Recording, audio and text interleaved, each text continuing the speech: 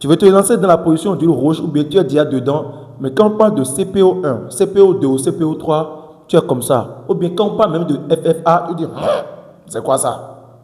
Alors que ce sont des thèmes très très importants quand tu veux montrer que tu es un professionnel du domaine. Reste câblé, ce n'est pas encore Tao. Il est dit. D'abord, on va commencer. C'est quoi CPO?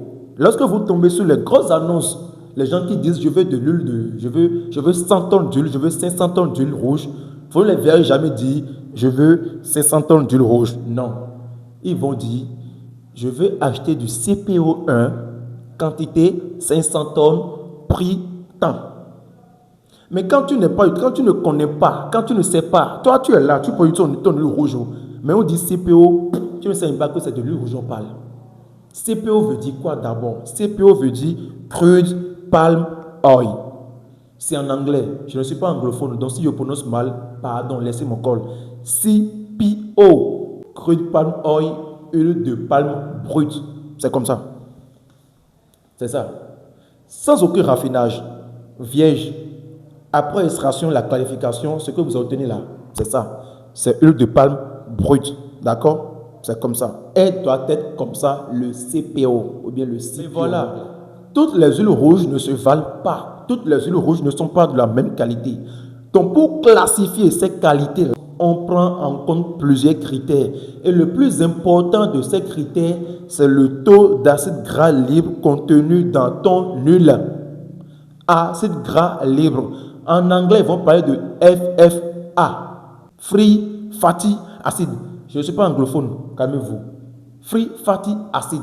Pour faire court, je vais te dire, si tu finis ta production d'huile rouge, tu envoies ton huile au laboratoire et puis on sort les résultats, on te dit que ton FFA est inférieur ou égal à 5%. Bravo chef. Tu viens de produire la meilleure huile rouge qui puisse exister. Le CPO 1, la plus grande qualité, le haut gradé dans la qualité même d'huile rouge, c'est le CPO 1. Son taux d'acide gras libre FFA est inférieur ou égal à 5%. Voilà. Le CPO2, son taux d'acide gras libre, le FFA, est supérieur à 5 et inférieur ou égal à 7. Par contre, le CPO3 là, c'est gâté. Ce n'est même pas la bonne. C'est gâté. C'est avec ça les gens font cabacro. Vous voyez, l'huile avec laquelle on fait cabacro là, on ne peut pas consommer ça. Vous comprenez maintenant, non? Plus le taux d'acide gras est élevé, plus la qualité de ton huile est dégradée. Maintenant, ce n'est pas le seul critère qui entre en compte quand on veut savoir si ton huile est de meilleure qualité ou pas. Il y a aussi le taux d'humidité, il y a les impurités, il y a la conservation, la fermentation. Lorsque tu finis, par exemple, la récolte, il faut que tu commences vite la production pour ne pas beaucoup plus fermenter les fruits. Parce que lorsqu'ils sont beaucoup plus fermentés, ça dégrade déjà de base la qualité d'huile qui sera obtenue à la fin de la production. Maintenant, pour avoir une huile de meilleure qualité, que tu pourras vendre à l'international, que tu pourras vendre aux grosses industries, que tu pourras vendre facilement aux raffineries, suis-moi. Il faut d'abord récolter les fruits mûrs bien matures. Les fruits de palmier mûrs et bien matures. Après la récolte, tu as au plus 72 heures. Au plus 72 heures pour faire la production. Lorsque tu récoltes les fruits, tu vas les égrapper. Égrapper, dessoucher, enlever les graines des régimes. Lorsque tu finis d'enlever ces graines-là, tu vas les préparer dans un cuiseur à vapeur. Pourquoi? Parce que si tu ne les prépares pas dans un cuiseur à vapeur, puis tu les prépares dans un cuiseur où tu ajoutes de l'eau, ça va augmenter le taux d'humidité à la fin. C'est grave.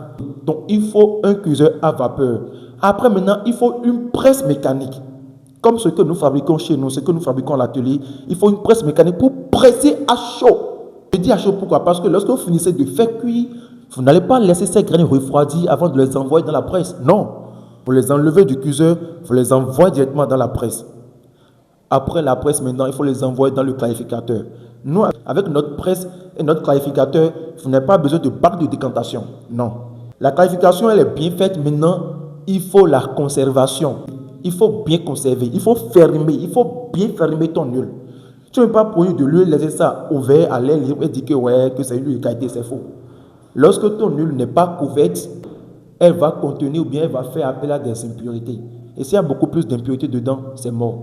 Nous, notre qualificateur contient des filtres qui vont filtrer ton huile et te permettre d'avoir finalement une huile de qualité. Donc, après la qualification là, il faut bien conserver ton huile. Si tu veux, tu prends ton huile, tu vas dans les laboratoires, tu dis que tu veux tester ça, tu vas analyser ton huile. On va te dire que le taux de RFA est inférieur ou égal à 5%. Donc, tu viens de produire la meilleure huile qui soit. Les gens, je m'appelle Sena Tchonné, je suis promoteur de Amperos Attitude. Voilà, tu sais ce que ça veut dire, CPO1, CPO2 ou CPO3. Tu sais comment obtenir le CPO1. Si cette vidéo t'a apporté un plus, aime, abonne-toi et partage-la autour de toi. Merci.